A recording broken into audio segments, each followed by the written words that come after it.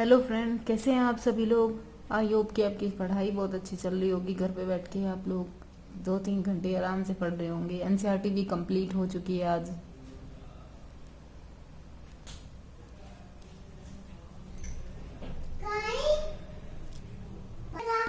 हैं?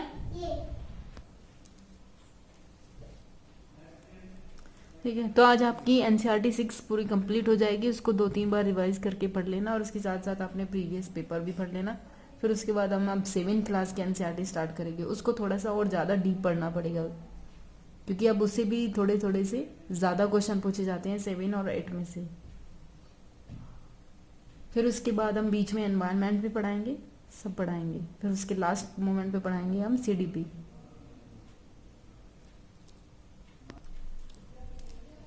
ठीक है, कल हम लोग आप लोगों ने क्या पढ़ाया था? प्राकृतिक वनस्पति पढ़ी थी। इसमें साथ साथ हमने बताया था कि कितने प्रकार की होती है। एक होती है उष्ण कटिबंधीय सदाबहार वन, एक होती है उष्ण कटिबंधीय पतझड़ वन। ये हमने कल 5 बताई थी, आप लोगों ने पढ़ी होगी। ठीक है,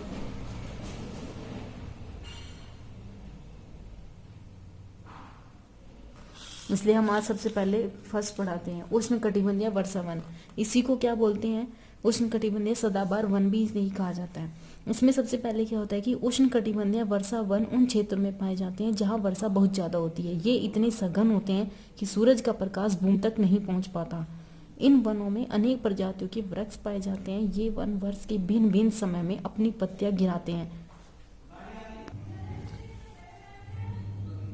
फलस्वरूप वे सदा हरे भरे दिखाई देते हैं, अतः उन्हें सदाबहार वन भी कहा जाता है। ये वन अंडमान निकोबार द्वीप समूह, उत्तर पूर्वी राज्यों के कुछ भागों और पश्चिमी घाट की संकरी पट्टी में पाए जाते हैं। इन वनों के प्रमुख वृक्ष महोगनी, रजोगनी और रोजवुड पाए जाते हैं। अभी हम लोगों ने क्या पढ़ा कि उष्ण कटिबंधीय जो वर्षा वन होते हैं वहाँ पे ऐसे वृक्ष पाए जाते हैं जहाँ पे बहुत ज़्यादा गर्मी होती है।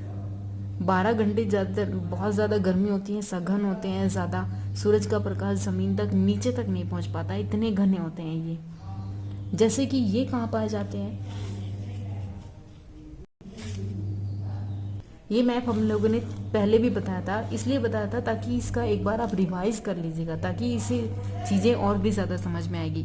अभी हमने क्या बताया? उष्ण कटिबंधीय वर्षा वन या सदाबहार वन कहाँ पाए जाते हैं? ये अभी एक तो इस क्षेत्र में पाए जाते हैं, अंडमान निकोबार द्वीप समूह में पाए जाते हैं। उसके बाद उत्तर पूर्वी के कुछ राज्यों में, यानी कि नॉर्थ ईस्टर्न वाला, उत्तर पूर्वी वाला जो क्षेत्र पाया जाता है ये वाला, इसमें भी पाए जाते हैं। और उसके साथ साथ और पश्चिमी घाट में, अब इसमें से मैंने बताया था कि ये पश्चिमी घाट होता है, ये पूर्वी घाट होता है, तो इसके कुछ क्षेत्रों पर भी इस टाइप के यानी कि सदाबहार वन पाए जाते हैं।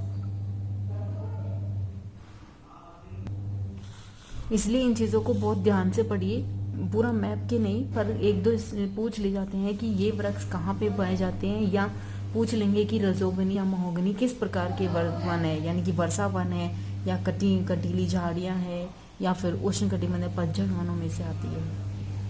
आप लोगों ने कभी कभी जंगलों में जो मूवियाँ बनती है उसमें भी देखा होगा कि कभी कभी जंगल इतने घने दिखाई देते हैं कि उसमें ये भी नहीं पता चलता कि कौन सा पेड़ कहाँ है, वो इतने सघन होते हैं। उसके बाद हम दूसरा क्या पढ़ रहे हैं? कटीली झाड़ियाँ। कटीली झाड़ियाँ में क्या होते हैं? ये वनस्पति देश के शुष्क भागों में पाई जाती हैं, जहाँ पे जल की हानि को कम करने के लिए इनकी पत्तियाँ बड़े बड़े कांटे होते हैं। इन प्रकार की वनस्पतियों में जैसे कि क्या कहते हैं, कैक्टस, खैर, बबूल, कीकर आदि, ये कहाँ होते हैं? राजस्थान, पंजाब, हरियाणा, पश्चिमी घाट के पूर्वी ढाल और गुजरात में पाए जाते हैं। अब ये किस टाइप के वृक्ष होते हैं? कटीली झाड़ियाँ वहाँ होती हैं जहाँ पे वर्षा बहुत कम होती है और वे ज़मीन से ही अपना थोड़ा बहुत पानी सोखते हैं, उनको पानी की बहुत कम आवश्यकता होती है।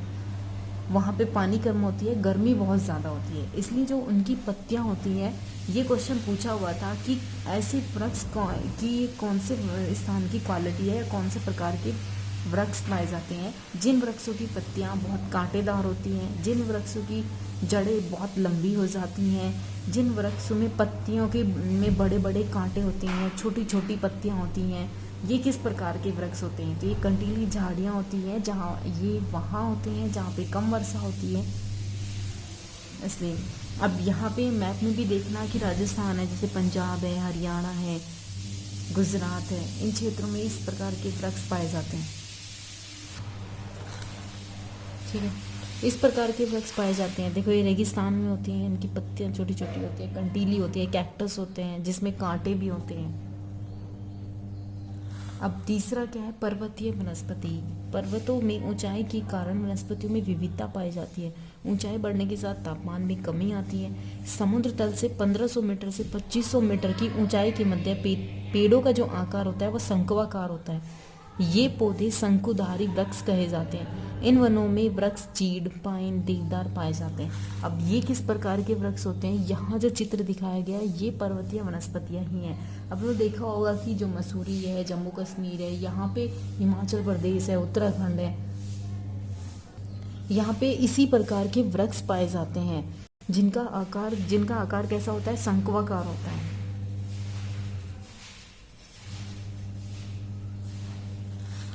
उसके बाद क्या है, मैनग्रोव। ये वन मुख्यतः पश्चिम बंगाल के सुंदरवन डेल्टा के पास और अंडमान निकोबार के द्वीप समूह में पाए जाते हैं। ये वन कहाँ पे होते हैं, खारा पानी जहाँ पे पाया जाता है वहाँ होते हैं। इस प्रकार के वनों की प्रजाति सुंदरी होती है। ये सुंदरी एक बार क्वेश्चन पूछा हुआ था, यूपी टैट में ही पूछा हुआ है, सी टैट में तो नहीं पूछा, लेकिन यूपी टैट में पूछा हुआ है कि सुंदरी किस प्रकार का वन है। इस प्रजाति के वन पर क्षेत्र का नाम सुंदर वन ही रखा गया, इसलिए सुंदरी है यहाँ पे एक प्रजाति है, वो है मैनग्रोव वन। अब इनकी क्या खास बात होती है, वन हमारे लिए क्या होते हैं, उपयोगी होती हैं। ये अनेक कार्य करते हैं। पेड़ पौधे ऑक्सीजन छोड़ते हैं जिन्हें हम सांस के लिए ग्रहण करते हैं और कार्बन डाइऑक्साइड को लेते हैं। पेड़ पौधे की जड़ें मिट्टी को जकड़ बनाती हैं और मिट्टी के अपरदन को रोकती हैं। अब यहाँ पे देखिए, एक पेड़ से हम कितनी सारी चीजें ग्रहण करते हैं। ऑक्सीजन भी होती है, दवाई होती हैं, घर बनाते हैं, चारा होता है, ईंधन होता है, खेल के सामान भी बनाते हैं, फर्नीचर होता है, मिट्टी का बांधना होता है, जड़ मजबूत बनाती है मिट्टी को, इमारती लकड़ी होती है, वन्य जीवों का प्राकृतिक निवास भी यहीं पे होती हैं। पेड़ पौधे पर घोंसले बनाते हैं, निवास के लिए बनाते हैं। गोंद, फल, शहद, बहुत सारी चीज़ें होती हैं जो हमें एक पेड़ से प्राप्त होती है। इसलिए अपने घर पे बहुत ज़्यादा से ज़्यादा पेड़ लगाने चाहिए।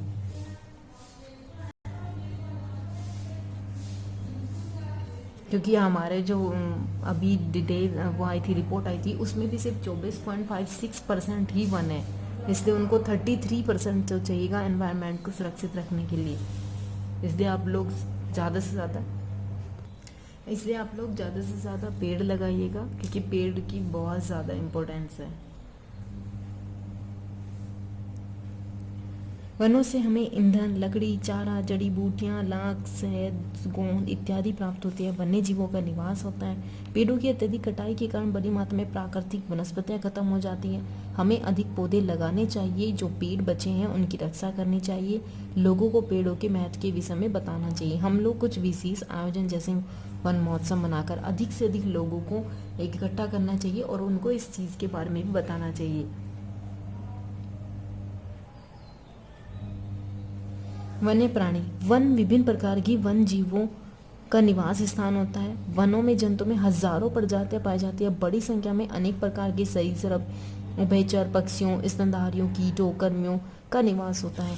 अब यहाँ पे भी कुछ चीज़ें दिखाई जाती हैं कि किस तरीके से पेड़ की इम्पोर्टेंस होती है। इसलिए अपने घरों पर पेड़ लगाना चाहिए, इसकी परसेंटेज को बढ़ाना चाहिए। अगर हमारा एनवायरनमेंट सुरक्षित होगा, स्वच्छ होगा, तो फिर हमें भी इस तरीके की ज़रूरत नहीं पड़ेगी कि स्वास्थ्य संबंधी बीमारियां बढ़ रही हैं या फिर नदियों का बाढ़ का ज़्यादा वो हो रहा है, क्योंकि मिट्टी को भी क्या करती है, जकड़ बनाती है, मजबूत बनाती है, इसलिए इतनी ज़्यादा बाढ़ नहीं आती है। फिर वनस्पति की बात है, हमारे देश में जीव जंतुओं में भी बड़ी विविधता है। बाघ हमारा राष्ट्रीय पशु है। यह देश के अनेक भागों में पाया जाता है। गुजरात का जो गिर वन में एशियाई शेरों के लिए आवाज़ है। ये यूपी टेट में पूछा हुआ क्वेश्चन है कि जो एशियाई शेर या बब्बर शेर कहाँ पाए जाते हैं। गुजरात का जो गिर अभियान है उसमें हाथी एक पर सींग गैंडे असम के जंगलों में घूमते हैं। हाथी केरल और कर्नाटक में पाए जाते हैं। ऊंट उत्तर भारत के रेगिस्तान में और जंगली गधा कच्छ के रण में पाया जाता है। जंगली बकरी, हिम तेंदुआ, भालू इत्यादि हिमालय के क्षेत्र में पाए जाते हैं। इसके अलावा दूसरे जानवर जैसे बंदर, सियार, भेड़िया, नीलगाय, चीतल इत्यादि पाए जाते हैं। जैसे इसके साथ साथ एक और होता है हॉर्नबिल। हॉर्नबिल के लिए महोत्सव भी मनाया जाता है, पूर्वोत्तर क्षेत्र में इसके लिए मनाया जाता है। अभी त्रिपुरा में ने भी उस चीज़ को मनाया है, जबकि वो त्रिपुरा का राष्ट्र पक्षी नहीं है, फिर भी उन्होंने इस चीज़ को मनाया। तो इसलिए करंट की चीज़ें इनको याद रखनी चाहिए, उसको बढ़ावा देने के लिए उन लोगों ने मनाया इसको। भारत में पक्षियों की भी प्रचुरता पाई जाती है। मोर हमारा राष्ट्र पक्षी है। भारत में पक्षी तोता, मैना, कबूतर, बुलबुल, बत्तख आदि पाए जाते हैं। अन्य हमारे राष्ट्रीय उद्यान भी हैं जो पक्षियों की उनकी प्राकृतिक आवास प्रदान करते हैं। उद्यान शिकारियों से पक्षियों की रक्षा करते हैं। क्या आप अपने क्षेत्र में पाए जाने वाले 5 पक्षियों के नाम बताएंगे? भारत में सांपों की भी सैकड़ों प्रजातियां पाई जाती हैं। उनमें कोबरा और करेत प्रमुख होते हैं, जो सब बहुत खतरनाक होते हैं, जहरीले होते हैं। वनों की कटने और जानवरों के शिकार के कारण भारत में पाए जाने वाले वन्य जीवों की प्रजाति तीव्रता से कम होती जा रही है। अनेकों प्रजातियां जो लुप्त हो चुकी हैं, उन्हें संरक्षित करने के लिए बहुत से नेशनल पार्क, पशु विहार, जीव मंडल, आरक्षित क्षेत्र स्थापित किए गए हैं। सरकार ने हाथियों, बाघों की संरक्षित करने के लिए बाघ परियोजना, हस्ती परियोजना बनाई गई है का आरंभ किया। क्या आप भारत के कुछ पशु विहारों के नाम, उनके चित्र भी बनाइए, क्योंकि अगर आप इन पशु विहारों को मानचित्र के जरिए से ज़्यादा पढ़ेंगे कि गुजरात है यहाँ पे, और गुजरात में गिर है, गिर किसके लिए प्रसिद्ध है? बब्बर शेर के लिए। ऐसे ही नॉर्थ ईस्टर्न में, उत्तरी पूर्वी क्षेत्र में पाए जाते हैं, एक सींग के लिए बहुत प्रसिद्ध है वहाँ पे, असम के लिए। काजीरंगा जो है वो एक संग पशु के लिए प्रसिद्ध है, कैंडी के लिए प्रसिद्ध है। तो इसलिए ये चीज़ें अगर आप मैप से पढ़ोगे तो फिर वो परमानेंट याद रहती है और सही होती है, फिर ज़्यादा रिवीजन मारने की ज़रूरत नहीं होती फिर उन चीज़ों में। आप वन्य जीवों के संरक्षण में भी अपना योगदान दे सकते हैं। आप जानवरों के शरीर के विभिन्न हड्डियों वाले, हड्डी, सींग, पंख से बने पदार्थों की खरीदने से मना कर सकते हैं। प्रत्येक वर्ष हम लोग अक्टूबर के प्रथम सप्ताह में वन्य जीव सप्ताह के रूप में मनाते हैं। ये सुपर टेट में क्वेश्चन पूछा हुआ है कि वो वन्य जीव सप्ताह कौन से महीने में मनाया जाता है? तो ये अक्टूबर के प्रथम सप्ताह में मनाया जाता है, उनको सुरक्षित और जागरूक बनाए रखने के लिए। आज ही आपकी 6 क्लास की जो NCERT है वो ख़त्म हो चुकी है। उसके बाद इनको पढ़िएगा और पसंद आएगा तो सबको शेयर भी कीजिएगा। उसके बाद हम 7 क्लास की NCERT पढ़ेंगे। उसके बाद यहाँ पे कुछ नहीं है, फिर यहाँ पे कुछ क्वेश्चन है, इनको ज़रूर पढ़िएगा, क्योंकि इन क्वेश्चन से थोड़ा सा ये भी याद रहता है कि हमने चैप्टर में क्या पढ़ा था, क्या नहीं पढ़ा था, क्या वो समझ आया नहीं आया। उसके साथ आप उन चीज़ों को फिर प्रीवियस क्वेश्चन में पढ़ेंगे। ज़रूरी नहीं आप CTET ही पढ़े, UPTET भी पढ़ो, उसके साथ 2-3 और स्टेट के होंगे उनको भी पढ़ो।